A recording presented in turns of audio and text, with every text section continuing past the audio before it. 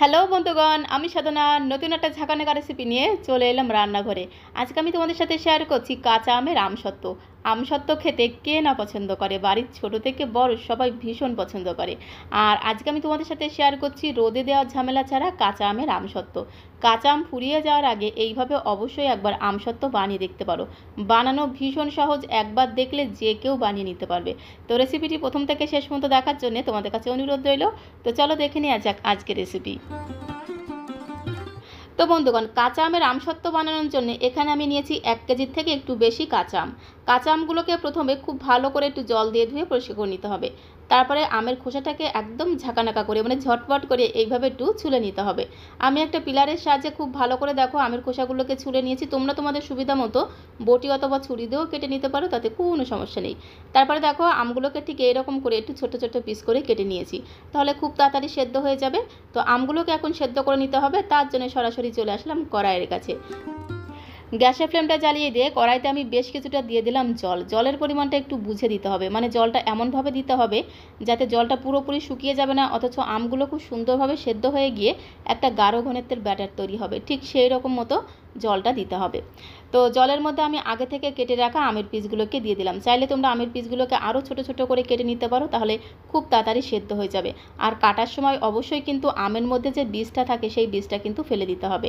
আমের মধ্যে আমি স্বাদ মতো হাফ চামচ দিয়ে দিলাম লবণ। লবণ দিয়ে খুব সুন্দর করে একদম ঘোটানাটা করে সমস্ত কিছুর সঙ্গে একটু মিশিয়ে নিতে হবে। তারপরে ধামা চাপা দিতে হবে, ঢাকনাটা বন্ধ করে 5 থেকে 6 মিনিট সময় ধরে আমগুলোকে সেদ্ধ করে নেব।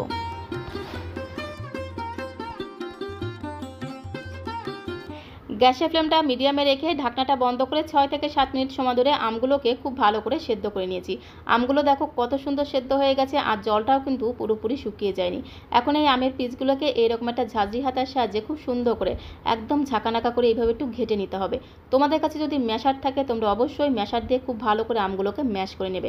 মোট কথা আমগুলোকে খুব ভালো করে ঘেটে ঠিক এইরকম একটা গাঢ় ঘনত্বের ব্যাটার আমাদের তৈরি করতে হবে। আর আমের ব্যাটারটা যদি এরকম গাঢ় হয় তাহলে আমসত্ত্বগুলো একদম চকচকে হবে, যাকে বলে কাচের মতো ঝিকিমিকি করবে। তো দেখো আমের ব্যাটার কিন্তু তৈরি হয়ে গেছে। এখন আমের এই ব্যাটারটাকে ছেঁকে নিতে হবে। মাঝারি ছিদ্রযুক্ত ছাঁকনি বা স্টেনারের সাহায্যে আমের ব্যাটারটাকে খুব ভালো করে এভাবে ছেঁকে নিতে হবে। তাহলে আমের এই ব্যাটারের মধ্যে যদি কোনো বড় আঁশ বা শক্ত অংশ থেকে থাকে সেটা কিন্তু ব্যাটার থেকে আলাদা হয়ে যাবে। তো অবশ্যই কিন্তু আমের এই ব্যাটারটাকে খুব ভালো করে এভাবে ছেঁকে নিতে হবে।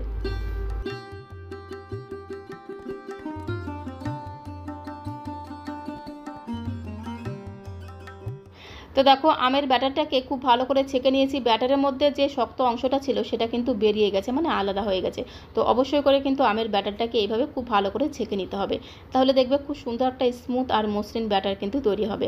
ব্যাটারের ঘনত্বটা এরকম রাখতে হবে, তাহলে দেখবে আমসত্ত্বগুলো একদম কাচের মতো চকচক করবে, যাকে বলে একদম ঝিকিমিকি করবে।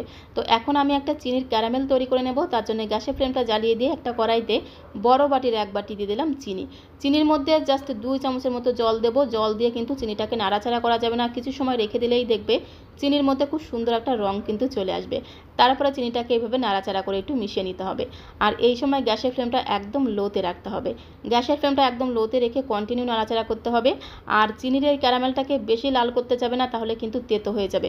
যখনই দেখবে এরকম একটা লালচে কালার ধরবে তখনই কিন্তু সঙ্গে সঙ্গে আমের ব্যাটারটাকে কড়াইয়ের মধ্যে দিয়ে দিতে হবে, এই চিনির মধ্যে দিয়ে দিতে হবে। দিয়ে খুব ভালো করে একটু মিশিয়ে নিতে হবে। তো ক্যারামেলটা যখন তৈরি হয়ে যাবে কড়াইতে একদম জমাট বেঁধে যাবে, তার জন্য কিন্তু একদমই ভয় পাবে না। কন্টিনিউ এইভাবে নাড়াচাড়া করলেই দেখবে আমের ব্যাটারের সাথে ক্যারামেলটা খুব সুন্দরভাবে আস্তে আস্তে মিশে যাবে। চাইলে কিন্তু তোমরা এইভাবে ক্যারামেল তৈরি করেও আমসত্ত্বটা বানাতে পারো, আবার ক্যারামেল ছাড়াও কিন্তু সরাসরি চিনিটা এর মধ্যে দিয়েও কিন্তু আমসত্ত্বটা বানাতে পারো, তাতেও কিন্তু কালারটা দারুণ আসবে। তো আমের ব্যাটারটাকে দিয়ে ক্যারামেলের সাথে খুব ভালো করে মিশিয়ে নেওয়া হয়ে গেলে এর মধ্যে একটা তেজপাতা দিয়ে দিলাম, সাথে দিয়ে দিলাম সামান্য পরিমাণে একটু কাশ্মীরি লাল লঙ্কার গুঁড়ো। চাইলে তোমরা ঝাল লঙ্কার গুঁড়ো দিতে পারো অথবা একটু চিলি ফ্লেক্সও দিতে পারো, তাহলে দেখবে আমসত্ত্বটা খেতে একটু টক টক মিষ্টি মিষ্টি ঝাল ঝাল হবে, খেতে দারুণ লাগবে। আর একটা তেজপাতা দেওয়ার কারণে আমসত্ত্ব থেকে খুব সুন্দর একটা মশলার ঘ্রাণ পাওয়া যাবে। তো গ্যাসের ফ্লেমটা মিডিয়াম টু লোয়ে রেখে কন্টিনিউ নাড়াচাড়া করে আমের এই ব্যাটারটাকে কিছু সময় রান্না করে নিতে হবে, যতক্ষণে এই ব্যাটারটা আর একটু ঘন হয়ে আসছে। আর এই সময় তোমরা একটু চেক করে দেখতে পারো নুন মিষ্টি ঝাল সব ঠিকঠাক আছে কিনা। তোমরা যে যেমন মিষ্টি খেতে পছন্দ করবে সেই আন্দাজে এই সময় একটু চিনি দিয়ে খুব ভালো করে মিশিয়ে নিতে পারো। আমের এই ব্যাটারটাকে আরও একটু ঘন করে নিতে হবে। তো আমের এই ব্যাটারটা আরও একটু ঘন হতে থাক, ততক্ষণে আমি যে থালার মধ্যে আমসত্ত্বটা সেট করব তার মধ্যে সামান্য পরিমাণে একটু সাদা তেল ব্রাশ করে নেব। তো আমসত্ত্বগুলোকে আমি স্টিলের থালার মধ্যে সেট করব, তার জন্য স্টিলের থালার মধ্যে সামান্য পরিমাণে একটু সাদা তেল দিয়ে খুব সুন্দর করে একদম ঝাঁকানাকা করে এইভাবে একটু ব্রাশ করে নেব। তাহলে আমসত্ত্বগুলো যখন তুলবো না, দেখবে কত ইজিলি আমসত্ত্বগুলো থালা থেকে উঠে আসবে। দুটো থালার মধ্যে আমসত্ত্ব সেট করব, তাই দুটো স্টিলের থালার মধ্যে এইভাবে অবশ্যই করে কিন্তু একটু সাদা তেল ব্রাশ করে নিতে হবে। তো দেখো দুটো থালার মধ্যে সাদা তেল ব্রাশ করে নিলাম, আর এইভাবে কিন্তু অবশ্যই একটু সাদা তেল ব্রাশ করে নিলে আমসত্ত্বগুলো দেখবে কত সহজে কিন্তু থালা থেকে উঠে আসবে। আর এইদিকে দেখো ব্যাটারটাও কিন্তু তৈরি হয়ে গেছে। আমের এই ব্যাটারের মধ্যে যে তেজপাতাটা দিয়েছিলাম, এই সময় আমি তেজপাতাটা তুলে নেব, খুব ভালো করে একটু নেড়ে ছেড়ে মিশিয়ে নেব। কালারটা দেখো কত সুন্দর হয়েছে। এর থেকে বেশি আর ঘন করব না, এর থেকে বেশি আর ঘন করলে কিন্তু আমসত্ত্বটা একদমই ভালো তৈরি হবে না। তো আমের ব্যাটারটা কিন্তু একদমই রেডি হয়ে গেছে। গ্যাসের ফ্লেমটা বন্ধ করে দিলাম, তারপরে এই ব্যাটারটাকে থালার মধ্যে আমি ঢেলে নেব।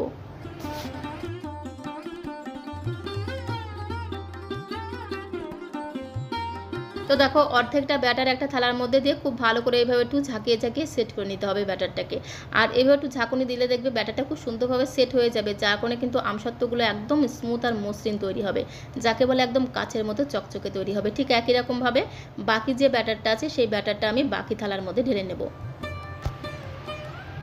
তো এখানে একটা কথা তোমাদের বলে রাখি, থালার মধ্যে যদি ব্যাটার বেশি করে ঢালো তাহলে আমসত্ত্বগুলো মোটা মোটা তৈরি হবে, আর যদি অল্প অল্প করে ব্যাটার ঢালো তাহলে আমসত্ত্বটা একদম পাতলা পাতলা তৈরি হবে। তো সেইটা বুঝে তোমাদের ব্যাটারটা ঢালতে হবে।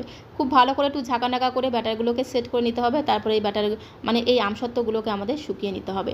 তো আমি এই আমসত্ত্বগুলো যখন বানিয়েছি তখন আমাদের এখানে প্রচণ্ড মেঘলা মেঘলা ছিল, 2-3 দিন ধরে প্রচণ্ড ঝিরিঝিরি বৃষ্টি, তাই আমি ফ্যানের তলায় 2-3 দিন ফ্যানের তলায় রেখে আমসত্ত্বগুলোকে শুকিয়ে নিয়েছি। তোমরা চাইলে কিন্তু রোদের মধ্যে দিয়েও কিন্তু এই আমসত্ত্বগুলোকে খুব ভালো করে শুকিয়ে নিতে পারো।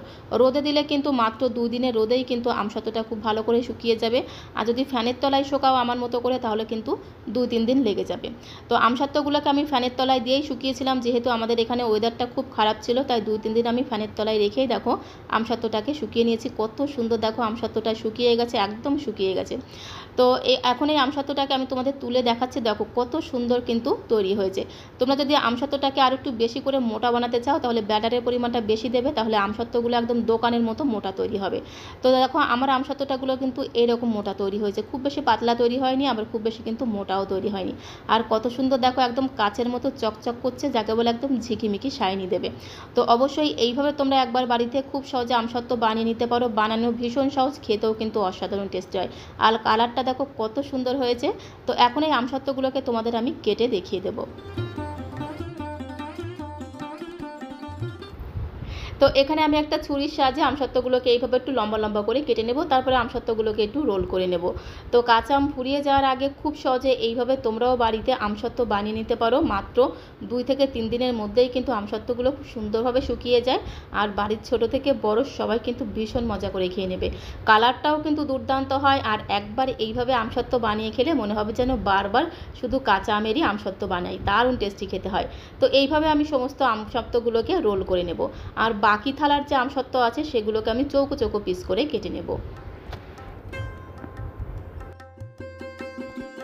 এই থালার আমসত্ত্বটা একটু পাতলা পাতলা তৈরি হয়েছে। থালার মধ্যে যদি ব্যাটার বেশি করে ঢালো তাহলে আমসত্ত্বগুলো মোটা মোটা তৈরি হবে, আর যদি ব্যাটারটা কম করে ঢালো তাহলে আমসত্ত্বগুলো এইরকম পাতলা পাতলা তৈরি হবে।